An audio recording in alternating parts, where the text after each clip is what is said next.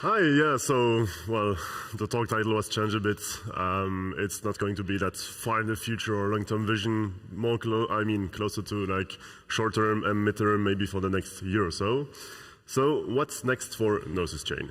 So we'll go through what Gnosis Chain actually is, because I get this feeling that a lot of people maybe associate Gnosis with Stave or don't really know what the chain is, or do you even have one. So a quick reminder might be quite interesting. We'll then go through the DappCon hard fork, which is the next hard fork for Ethereum mainnet, and thus also for Gnosis Chain. And then talk about two research projects which are this idea of potentially turning Gnosis Chain into a layer 2, and the shutterized beacon chain. So what is Gnosis Chain?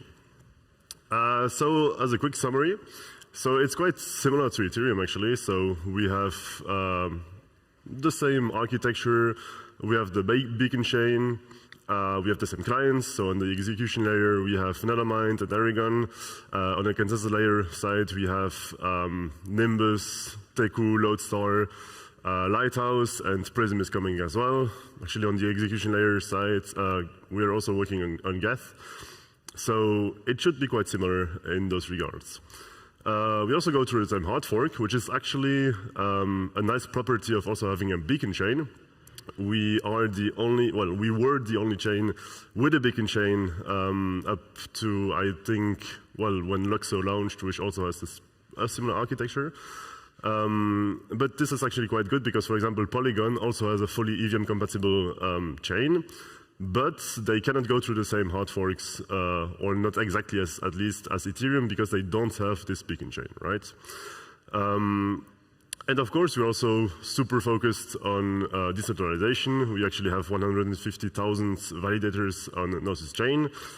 It is quite a bit less than Ethereum, of course, which has 780,000, I think. But still, it's quite good. And we're actually incentivizing this with Gnosis VIP. Which basically rewards people for running nodes in countries where there's not too many Gnosis nodes.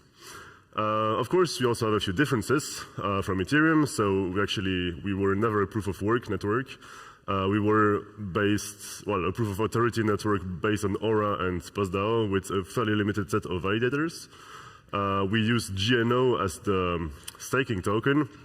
So actually GNO is an ERC20 token that is bridged from Ethereum mainnet. And our native token, so the one you use to pay for gas, is XDAI, which is a stablecoin, right? It's just DAI bridged to Gnosis Chain. And this also has some very interesting properties. The fact that you have a stablecoin as a gas token, right? And in addition to that, we also have 5-second block times instead of 12 for Ethereum, so 2.4 times faster. And only 16 slots per epoch, which means that the finality is 4.8 times faster than Ethereum, which can be nice for bridges or just making sure that there's no reorganizations or things like that. All right, so here's a quick timeline of Gnosis Chain in comparison to Ethereum. So our beacon chain was launched in December 2021, which is 1 year after Ethereum, and then we merged on September, I think, no, December, sorry, 2022, which is 3 months after Ethereum. And then we did Chapella on August 1st, so very recently, actually, a bit more than a month ago, which was then 4 months after Ethereum mainnet. The next hard fork is DANAP, as previously mentioned, and our objective is to be able to hard fork way closer to Ethereum mainnet. So we want to kind of, hard fork around the same time, maybe a few weeks later, depending on how, of course, our capabilities of actually doing this. And then after that, for DappCon actually, it might not be late end of this year because I guess even at the EF, there's no date set. There might be some delays coming, we'll see. So technically the shutterized beacon chain should come afterwards, but if DappCon is delayed, then it might happen before, the shutterized beacon chain, before DappCon, sorry. So what is DappCon? That's, as I mentioned, the next hard fork for Ethereum. And it has 5 EIPs. So yeah, there's the self-destructing, being able to copy memory. It's also possible already, but it will be cheaper and easier. But I mean, we're going to focus on EIP 4844, which is also known as proto-dunk sharding, and is basically the biggest feature for this hard fork. So as a bit of context for EIP 4844, that is in theory called shard blob transaction, but again, mostly known for being proto-dunk sharding. So it would provide cheaper on-chain data. So right now, if you want data to be on-chain, to arrive on-chain, basically you have to do this with the call data, and it costs 16 gas per byte. And with proto-dunk sharding, this would go down to 3 gas per byte. The caveat being that this data will not be accessible by the EVM. So basically, contracts cannot interact with that data. And the data will also be ephemeral, so after about 18 days on Ethereum mainnet, it can be deleted. So for Gnosis chain, this would be around 3 days because, well, we have faster epochs. So this would have to be tweaked for us. But yeah, so the important thing is that data can be deleted, which is quite important for Ethereum right now because, of course, there's this like state creep. We're constantly adding data and never deleting it. So it becomes more and more expensive, basically, to run Gnosis, Ethereum, sorry, and there's also Gnosis chain. And this always will result in cheaper and more scalable layer 2s, right? Because they rely heavily on data. So there's a few issues with EIP 4844, at least, well, for Ethereum as well, but it's even worse for Gnosis chain. So of course, in comparison to Ethereum, you have faster blocks. Faster blocks means more blobs. Blocks, not the same thing. And there's also more, well, hardware requirements, storage requirements, bandwidth requirements. So basically, it's a bit harder on Gnosis than on Ethereum. So there's two solutions to this. The one would be to reduce the target and max blob gas per block. So basically, for each block, you can also have blobs, which would have a certain size, and we can reduce that, which is the solution we're going to go with. And the second solution would be to basically require better hardware, better networking, and all of that. But of course, you don't want every Gnosis chain node to be like connected to a tier 1 ISP and have like huge servers to be able to run. So we really don't want that. That's a lot of centralization, which is not good, for us at least.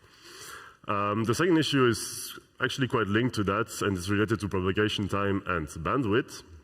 So blobs could potentially add up to 40% more size to the blocks. So it could go up to 2.625 megabytes per block. So every 5 seconds, we would technically have to propagate this through the entire network. But there's this thing in Ethereum where basically you only have 1/3 of the time to build a block and propagate it through the network, and then 1/3 of the time for attestations and 1/3 of the time for aggregations. So we only have actually 1.66 seconds to build a block and propagate it to the through the network, which is really not that much, especially for bigger blocks.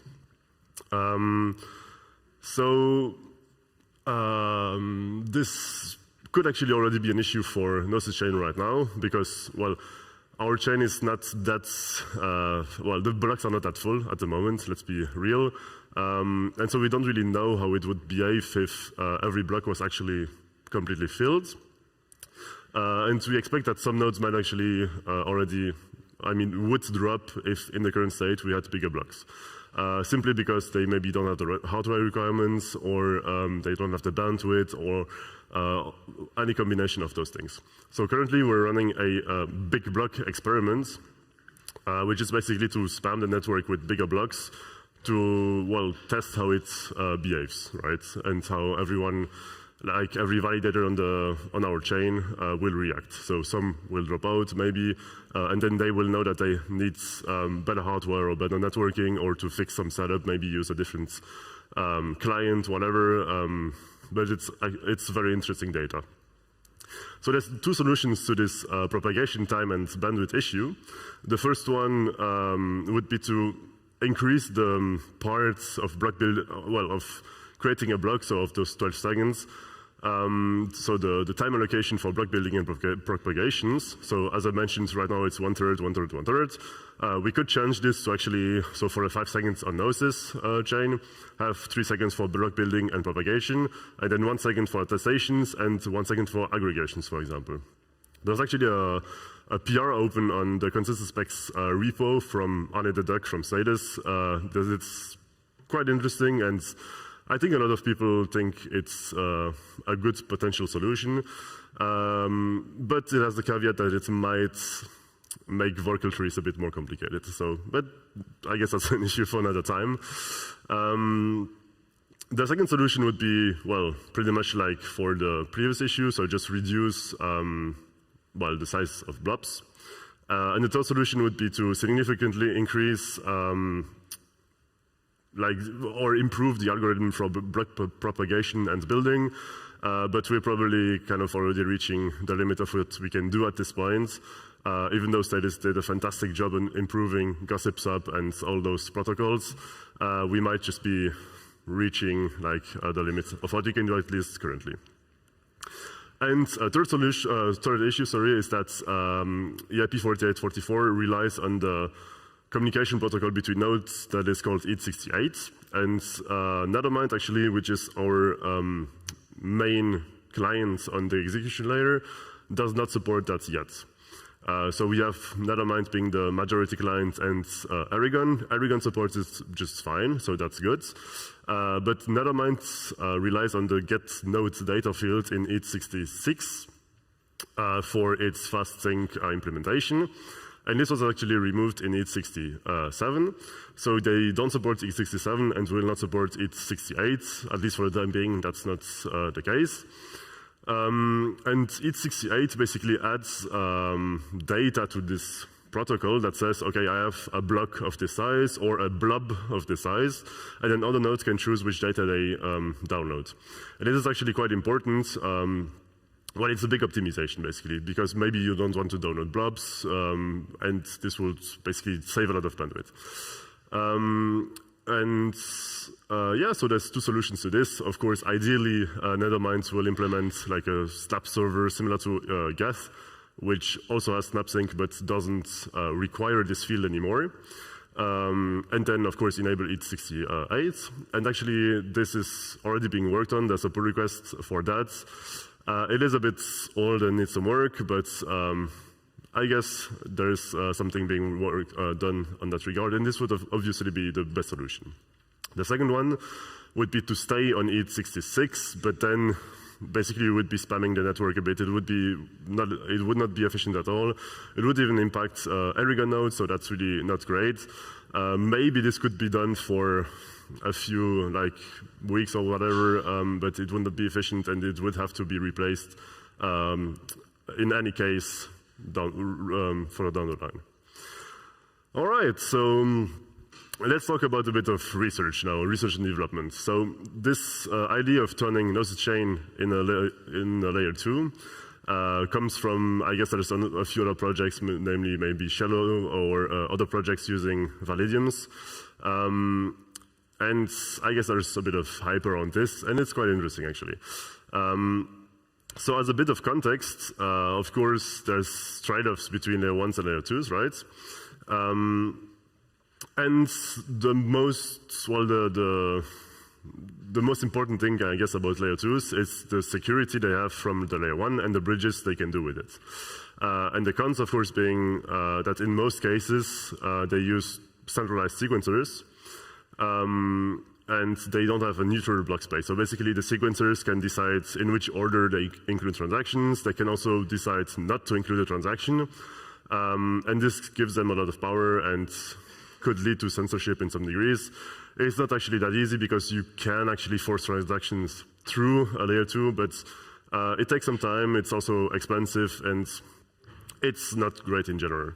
And so we are kind of exploring this idea of implementing this for Gnosis chain, and this could maybe be done. I mean, again, it's early stage exploration, so we have no clue if this actually will work, but it might be done by actually staying a layer 1 and then adding like L2 features on top of that, just in case something doesn't work with Gnosis chain. So for example, if it stops validating, someone takes the chain over, which is basically impossible, but who knows, or if the chain halts for some reason, then you could go on layer 1 on Ethereum, for example, and still get your funds back, for example. But I'm not going to go more into details for this, actually, because Lion has a talk about this in 2 hours, approximately. So I would highly recommend you to go to this one if you're interested in Gnosis potentially becoming a layer 2. Again, that's not like a direct plan for now. It's just some research. It's just interesting, and why not explore it, basically. All right, and then the research, the last project, is the decentralized beacon chain. So basically, this all comes from the fact that we need a shielded mempool. Basically, we want to prevent MEV, front running, getting sandwiched, all of those fun things. And we actually have solutions for this, kind of like flashbots, for example, or MEV blocker. But well, the first things first, of course, they are centralized, and they rather provide a private mempool, not really a shielded one, in the sense that basically you use their RPC, they get the transactions in clear text, they can still include them in whatever order they want, or not at all if they want to censor you. And yeah, so we want something decentralized, censorship resistant, and neutral, basically. So why do we need censorship resistance? Well, I guess that's an important topic as well. So currently on Ethereum mainnets, actually more than 90% of the blocks are produced by just 4 builders. And obviously it's quite a bit easier to censor 4 entities or 4 builders than the 780,000 validators that are currently active on Ethereum, right? For one of the examples of this would be to require those 4 builders to become OFAC compliant. So that's that list from the United States that says that basically you are not allowed to interact, for example, with Tornado Cash or some other privacy-preserving projects, and basically a list that the US defines. And if you interact with them, then you might have some issues. So those builders, yeah, so it's not great. They can be censored, and actually, I think around 98% of the blocks on Ethereum don't contain any transactions that interact with OFAC, sanctioned contracts.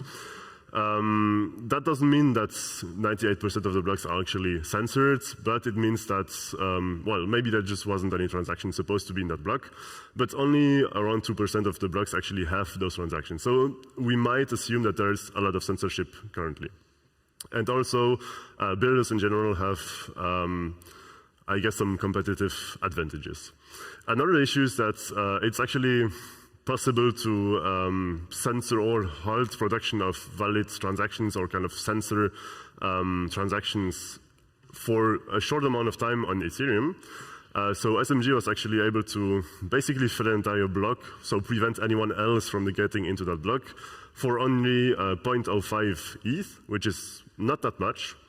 And some applications may rely on fast transaction times, right? So maybe you need to be included in the next minute or so because, well, for some reason. For example, Gnosis Pay has this requirement. When you tap your Gnosis Pay card on a terminal, you actually only have 6 seconds for the transaction to go through. So if you get censored, that might be an issue, right? If you're at your vendor and then your card doesn't work, that's not great. And so the general idea of the decentralized beacon chain is to, well, fix those 2 issues. And the idea would be for users to encrypt a transaction, well, their transaction, and then post it on a sequencer contract. The sequencer contract basically is just a list of transactions in a given order that will be included in the in the blocks. And then a decentralized network of keepers creates or generates keys, decryption keys that are different for each transaction, actually. Well, so when you post a transaction on chain, you will give the encrypted transaction and also the gas limits on which they are going to execute. And then the keepers generate decryption keys only for the next transaction. So they know how much gas they are going to consume, so they're never going to decrypt or to generate keys for too many transactions. So you're sure that no transaction will get decrypted while not being able to make it into a block. And then, so the keepers generate those keys, the proposer decrypts the transactions and then adds them to a block. And they have to basically add them at the very front of the block in the order that they appear in the sequencer contract. So if I'm the second transaction in the sequencer contract, I will be the second transaction in that block. Assuming, of course, the validator is shutter enabled, which might not be the case for all of them. But if it's not, then at least my transaction will not get decrypted and no one knows what I was going to do with it. Yeah, and so we want to build this in a kind of plugin architecture, meaning that we don't want to alter the consensus layer or the execution layer too much, because of course we want to remain compatible with Ethereum. So if we change those consensus protocols too much, then it would be harder to basically get back on track with Ethereum at some point. For example, we might not be able to execute the next hard fork, whatever. So we want to build this as a plugin architecture, basically. And so this is the general architecture we're going to use. So it's basically what I just said, but you have those users that post encrypted transactions on the sequencer contract, and then the keepers generate decryption keys, and the proposer puts them in the block. So basically what I just said, maybe this helps you get a better representation of it. And how are we going to implement this? So as kind of mentioned before, this will be done with this will be opt-in basically. So you will have to register your validator to become shutter enabled basically. And this is done because we cannot force, well, technically we could, but it's complicated to force everyone to become a shutter enabled beacon chain validator, sorry, without modifying the consensus layer. And it might also require additional stake for security and slashing purposes, because again, we cannot slash the validator like Ethereum would do without modifying the consensus layer clients. Ideally, at some point, those, the shutter enabled validators will become mandatory on the chain, but for the time being, that would not be the case. We could also have a step in between that, of course, would not be optimal, but basically we could provide an RPC that you would just use in your MetaMask, if you were to use Flashbots, for example. And that RPC would then do the encryption for you, and you would not have to do anything, and you could just use the normal tools like always. But of course, this stays, well, you lose all the advantages basically. You're still using a centralized service, you're still giving them all your information, so it's not great. But it might be a good middle step to get something out basically. And this is being worked on in collaboration with Shutter and Nethermind. So Shutter is doing the spec and some contracts. Nethermind is doing the reference implementation. And, well, Gnosis is doing a bit of everything in between.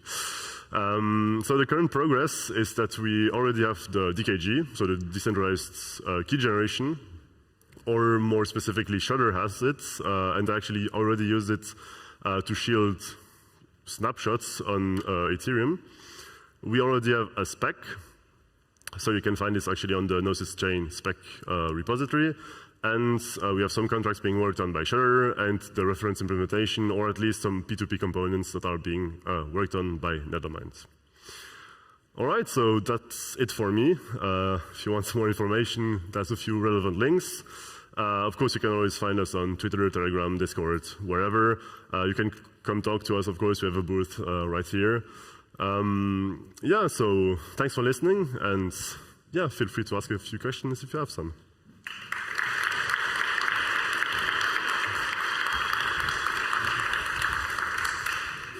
Thanks for the overview of Gnosis Chain.